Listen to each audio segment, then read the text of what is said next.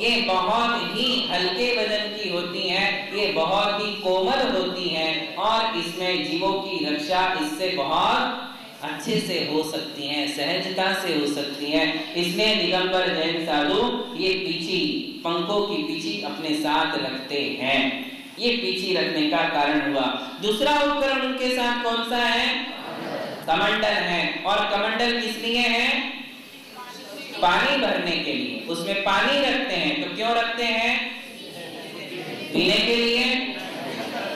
किस लिए रखते हैं? शरीर शुचिता के लिए। ये कमंडल आज जो हम देखते हैं, ये साउथ अफ्रीका से आने वाला एक नारियल है।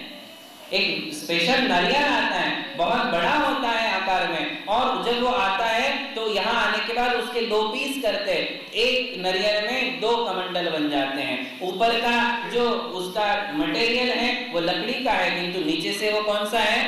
नारियल का है। रियल नारियल, बिल्कुल शुद्ध नारियल का होता है।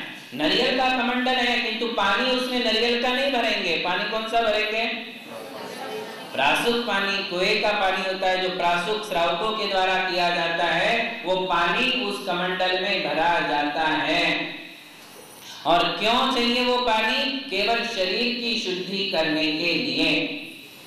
मलमूत्र विसर्जन करते हैं तो पानी की आवश्यकता है। जिनवाणी को हाथ लगाना होता है तो जिनवाणी के लिए हाथ धोना आवश्यक है, पैर धोना आवश्यक है। स्नान करने के लिए कमंडल नहीं है।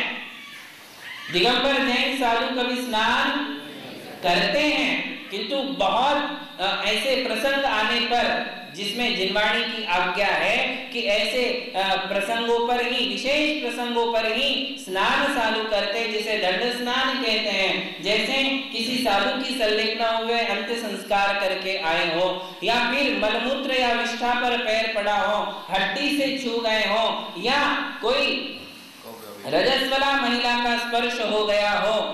ऐसे कारण जो हैं आशादर सूरी ने एक जगह लिखे हुए हैं, अनगार धर्मामृत वगैरह, या जो नित्य महोद्योत नाम का एक अभिषेक पाठ लिखा है, उसमें साधुओं की चर्या का उल्लेख है। उसमें कहा गया है कि जब जब अशुचिता का स्पर्श होता है तब तब साधु स्नान करते हैं, वरना वो कभी स्नान नहीं करते। क्यों नहीं करते साधु स्नान?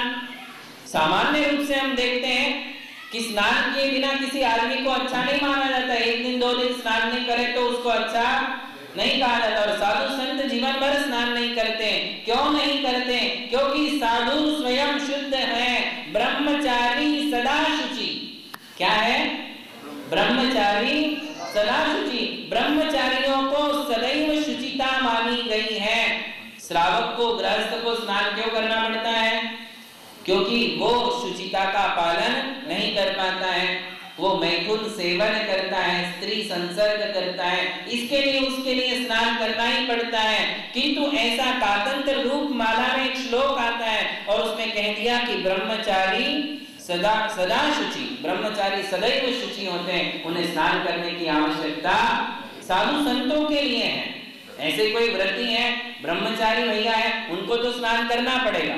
साधु संत जो स्नान कर रहे हैं वो व्रत स्नान है। कौन सा स्नान है? मंत्र स्नान, व्रत स्नान और जल स्नान, 3 प्रकार के स्नान हैं। तो साधु कौन सा स्नान नहीं करते? जल से स्नान नहीं करते, किंतु मंत्र स्नान करते ही है। ये नित्यम व्रत मंत्र होम निरता ध्यानाग्निहोत्राकुला। आचार्य की परिभाषा करते हुए कहते हैं कि जो निरंतर व्रत और मंत्रों का हवन करते रहते हैं। तो ये 2 प्रकार का स्नान साधु संत करते, मंत्र स्नान और व्रत स्नान। मंत्र स्नान से उनके मन की शुद्धि हो जाती है और व्रत स्नान से उनके आत्मा की शुद्धि होती है। और जो अपने मन और आत्मा को शुद्ध रखते हैं, उन्हें शरीर की शुद्धि करने की आवश्यकता, शरीर को स्नान कराने की आवश्यकता उनको नहीं है। फिर भी कमंडलू क्यों चाहिए? क्योंकि शरीर है, शरीर के साथ कुछ ऐसी क्रियाएं जुड़ी हुई है जिनकी शुद्धि के लिए पानी आवश्यक है। तो वो अपने साथ वो कमंडल रखते हैं कि जिससे शरीर की शुचिता बनी रहे। जो आवश्यक शुद्धि है, वो आवश्यक शुद्धि के लिए वो पानी के लिए वो कमंडल अपने साथ रखते हैं। तो ये 2 उपकरण उनके साथ हम निरंतर देखते हैं। और इसके अलावा जो उपकरण होते हैं अलावा पेंसिल है, पेन है, या फिर डायरी है, ये या माला है, ये भी सारे कौन से उपकरण हैं? उनकी साधना के उपकरण है, ज्ञानोपकरण है। डायरी है लिखने के लिए, किसका उपकरण हो गया? ज्ञान का उपकरण। पेंसिल है या पेन है, वो किसका उपकरण हो गया? शास्त्र किसका उपकरण हो गया? माला किसका उपकरण हो गया? धर्म ध्यान का। किसका उपकरण है? माला से वो भगवान के नाम का ही जाप करेंगे। जो उनके संयम में सहायक है उसे उपकरण कहते हैं। साधु संत अपने साथ उपकरण रखते हैं, उनके साथ परिग्रह। परिग्रह किसे कहते हैं? जो उनके संयम में बाधक है उसे परिग्रह कहते हैं, और जो उनके संयम में साधक है उसे उपकरण कहते हैं। तो उनके पास आपके लिए ये उपकरण देखने को मिलते हैं। शुद्धोपयोगी मुनियों के लिए ना पिच्छी चाहिए, ना कमंडल चाहिए, ना शास्त्र चाहिए। तीर्थंकर जब दीक्षा लेते हैं तो उनके पास पिच्छी भी ना, उनको पिच्छी जरूरी है, ना शास्त्र जरूरी है, ना कमंडल जरूरी है। क्यों? क्योंकि उन्हें जो है दीक्षा लेते ही मना पड़े ज्ञान की वृद्धि हो जाती है, और उनके द्वारा कभी किसी प्रकार की जीवों की हानि अतिशय के कारण उन्हें पिच्छी की जरूरत नहीं है। तीर्थंकरों को आहार है किंतु निहार नहीं है, मलमूत्र का विसर्जन नहीं है, इसलिए कमंडल की भी आवश्यकता।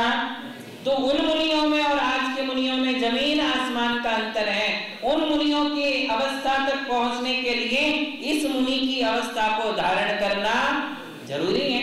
पार्श्वनाथ भगवान ने भी किसी जन्म में दीक्षा ली थी, तीर्थंकरों ने भी किसी जन्म में जब दीक्षा ली थी पिछी और कमंडल वाली ही दीक्षा ली थी, बिना पिछी कमंडल वाली दीक्षा उनकी नहीं हुई थी। किंतु जब वे तीर्थंकर के जन्म को प्राप्त हुए तब उनके लिए पिछी कमंडल वाली दीक्षा की आवश्यकता नहीं रही। तो उनके पद में और आज के पद में अंतर है। आज के मुनियों के लिए आहार आवश्यक है, पिछी आवश्यक है, कमंडल आवश्यक है, शास्त्र आवश्यक है। इसके बिना उनकी साधना नहीं हो सकती है। तो जिससे उनकी साधना हो ऐसे उपकरण हम साधु संतों के साथ देखते हैं। इस प्रकार ये बाहरी स्वरूप हुआ। अब साधु का अंतरंग स्वरूप क्या है वो आपके लिए अगले दिनों में बताएंगे। महावीर भगवान की